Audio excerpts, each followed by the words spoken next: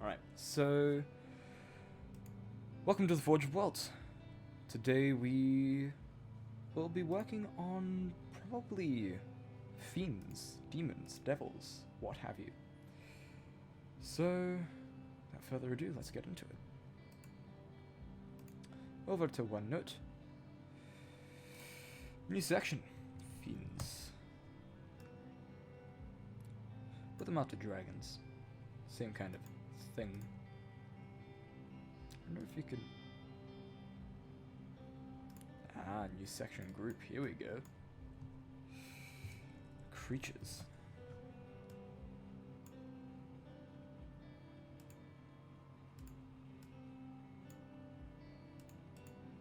Ah, this is the way. Here we go. Howdy, Silver Ray. Nice to have you here. Right, you know what? I'm gonna quickly do a little bit of organization.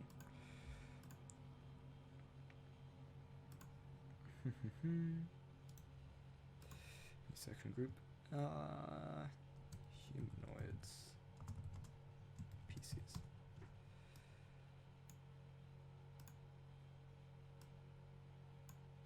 Perfect. Alright. So, might do a geography thing. Actually, you know what, yeah. Geography? Yeah, that works. Or map?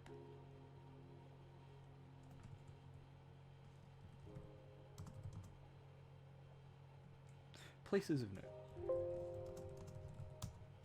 There we go. Put that in the weird bits. Alright. Creatures. Fiends. Hello, Roja. Nice to have you here. Alright. Cartography? Cartography? Maybe. Maybe. I think I'll leave it as places of note for now, just because it covers the entire possibilities of it all. So creatures, fiends. The origin of fiends. Let's get straight into it. How did fiends come about? I haven't really been a bit busy with uni stuff at the moment, so I haven't really had a chance to think about this stuff for this week, but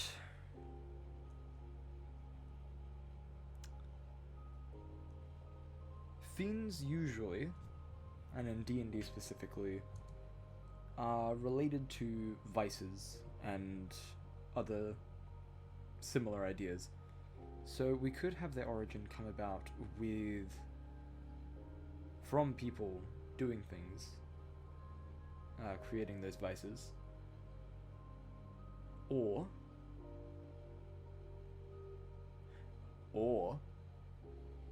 no, I think we'll tie this back into the shattering.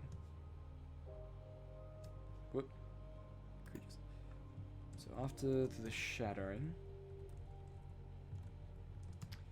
because everything comes back to the shattering. So after the shattering,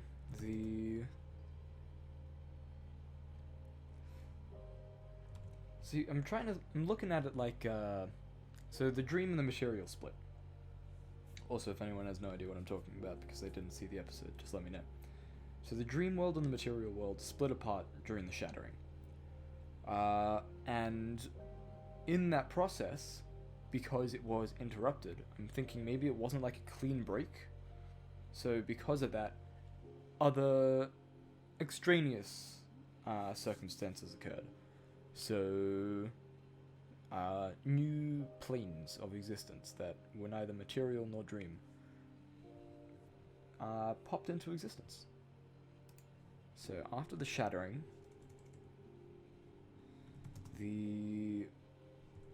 some remnants from between the dream and the material were scattered.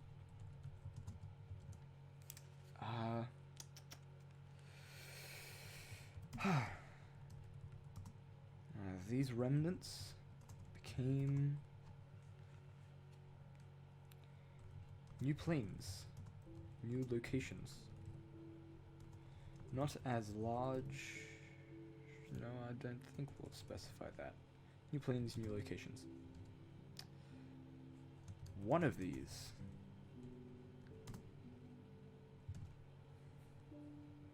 So demons and devils. Yeah, cosmological junk drawer. Actually, I feel like, you know, I'm gonna write that down in notes. I feel like that is gonna be a good way to summarize the layout of this cosmology. It's not going to be the Great Wheel, it's not going to be the World Tree, it's going to be the cosmological junk drawer. So one of these remnants became the plane. So demons and devils. Two sides of the same coin. Both embodying evil, but one lawful, one chaotic. So I'm thinking... Oh yeah, definitely. There's definitely going to be the cosmological equivalent of rubber bands, loose screws, and half-used batteries. Yes, one of the remnants became the plane of... I'm not sure if I want to go evil, because I don't... Violence?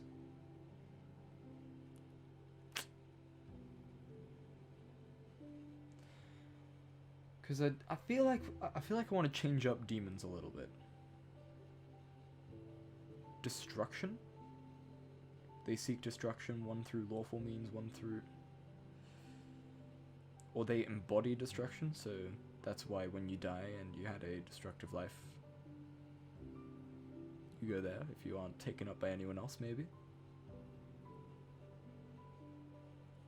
Decay? You know what? I've actually got Mordenkainen's right here. So let's look at the... Let's look at the example. The example, demons and devils. So there's the Blood War, obviously, which we can deal with later. Hello, Retrorex. Nice to see you here. So... Yeah, I was trying to figure out... You know what? No. Make this nice and simple. The plane of evil. It embodies evil actions. Or maybe that's just how it's colloquially referred.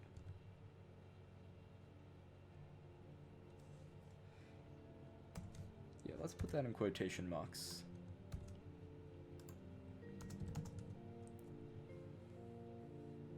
Because I feel it is an undisputable fact that demons and devils are evil, but what they stand for is, if you put it on a person, different. You know what? Became the plane of demons and devils. We'll just settle it at that, because we don't need to necessarily say what they stand for, it's just that's where they are. It was divided into one side being... alright. One side being the full section of the material, and the other being the jagged separation.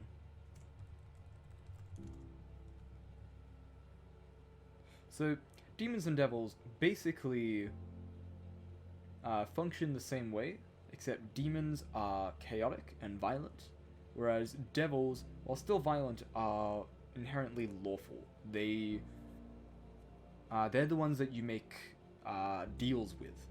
If you meet a devil, you can converse with them and say, alright, how about I do this for you and then you don't kill me. Whereas if you meet a demon, you're dead. The only way to stop a demon is with brute force. At least that's how I've always run them, and how I'm pretty sure they're meant to be run in D&D, but obviously meant to be run is a loaded statement, because it's D&D, you run it how you like. So yeah, it was divided in two, one being the full section of the material, where the lawful devils are, the other being the jagged separation, where the chaotic demons are. Or powerful binding magic, yeah, that some way to physically stop them from messing your shit. So yeah, I like this. So the separation, I'm thinking almost like torn cloth. It's like you've got the cloth bit, which is still like perfectly square and made, but then the tear is all frayed and chaotic. So yeah, I think I'm gonna have it like that. So maybe, alright, you know what, we're just gonna add a little notes thing here.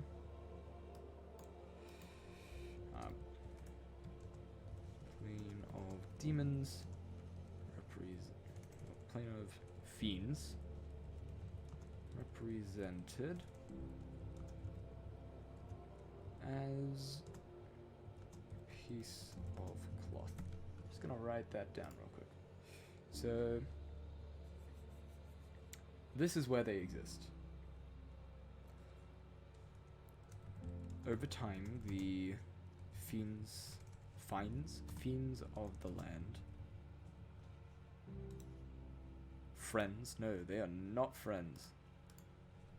The fiends of the land. Yes, you really don't want to lose that concentration. I'm assuming you're talking about summoning demons and devils, because that will not go well if you lose that. So over time, the fiends of the land emerged from its... not from its chaos. Just emerged from it. Don't need to know why. Emerged from it.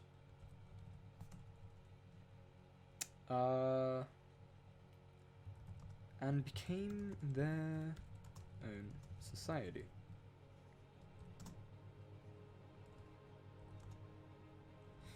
But as this happened... alright, so I'm thinking.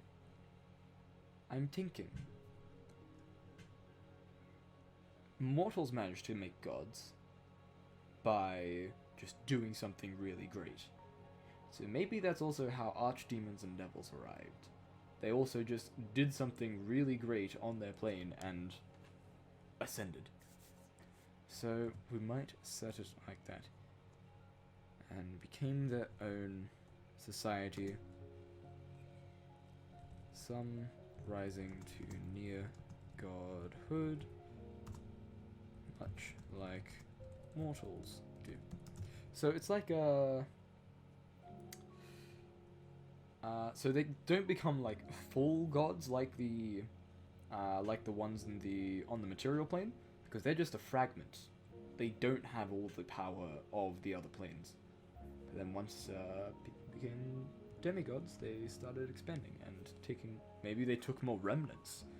Maybe they explored the place between the dream and the material. Started stealing remnants, absorbing them into themselves. Yeah, that's cool. Hold on, let's put that in the notes. I like that. Steals other remnants from the cosmos. Yeah, I like that. Delve more into that later. Lots of idea generation in this stream today. Alright, so that's the origin. They came about. Should we have... is the dream world, material world 50-50 split? Yes. Pretty much. That's basically how I've described it so far. Obviously, no one has the physical ability to look at both of them, but essentially, yeah. Even though one's ruled by 3 gods, one's ruled by, like, what, 6? 7? Oh, wait, no, yeah, it is a 50-50 split, because I decided that the dream gods are more powerful than the material, and that's why they split it the way they did. So yes, 50-50 split. Took a while to get there, but yes. So, I feel like we should touch on the origin of their feud, because often they're seen as feuding. Demons and devils. You don't want to meet either of them, but if they're both in the room together, you don't have to. You more have to worry about being collateral damage. So,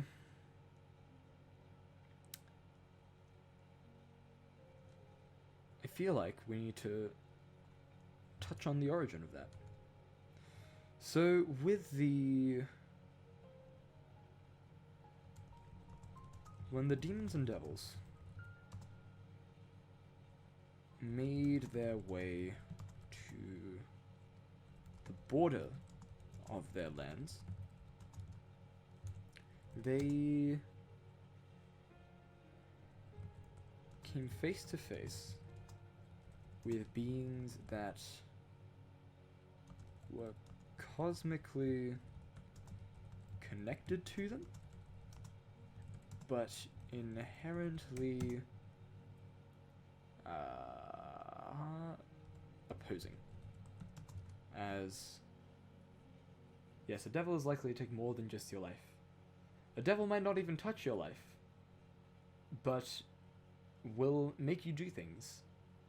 And when you do those things, they will have you after life. In your afterlife. And that's probably worse. So they were cosmically connected, but inherently opposing. Due to the... Actually, no, I don't like that. I don't like stuff being like inherent. But these are demons and devils, so maybe it is inherent. They were cosmically connected to them. But anytime they tried to converse, it ended in a bloodbath.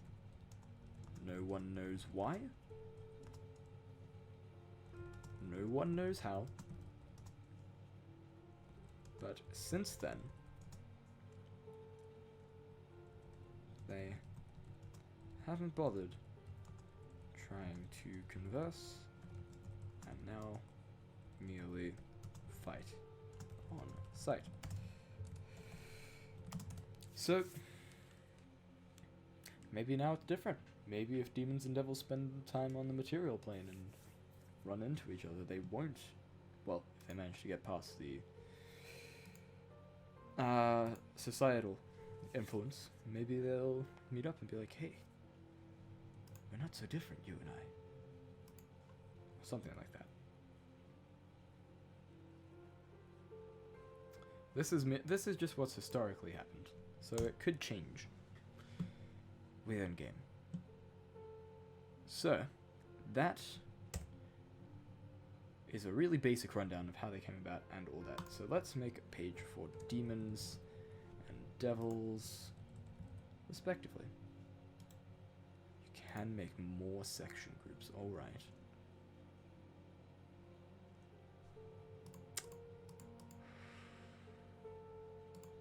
I'm tempted to make a new section group. No, I'm not going to bother with that. And then they kiss, yes. This is my hot demon x devil fanfiction, totally. I can see my players writing one of those. In-game, not outside of game. Maybe they would outside of game, I don't know. Maybe. Anywho, demons. You know what? Demon lords, let's just get their hierarchy out of the way. So, demons. Demon hierarchy works like if you kill the other dude, you're stronger than them, so you win. You threaten them with violence and kill anything that stands in your way. And so you, that's how you become a demon lord.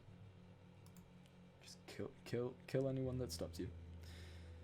Kill anyone that disagrees. Whereas devils are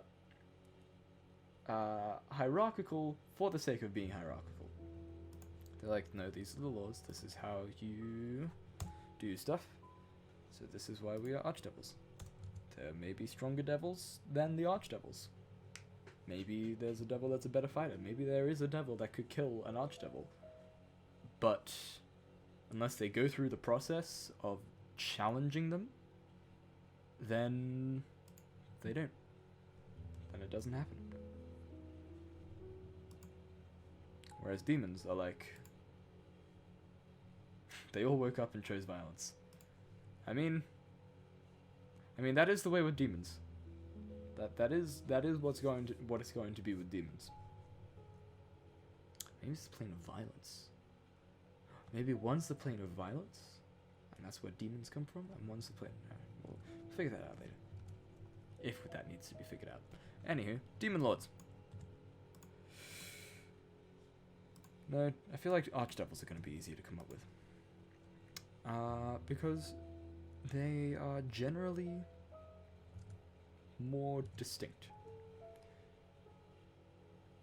You know, we can look at Dante's Inferno for this. So we've got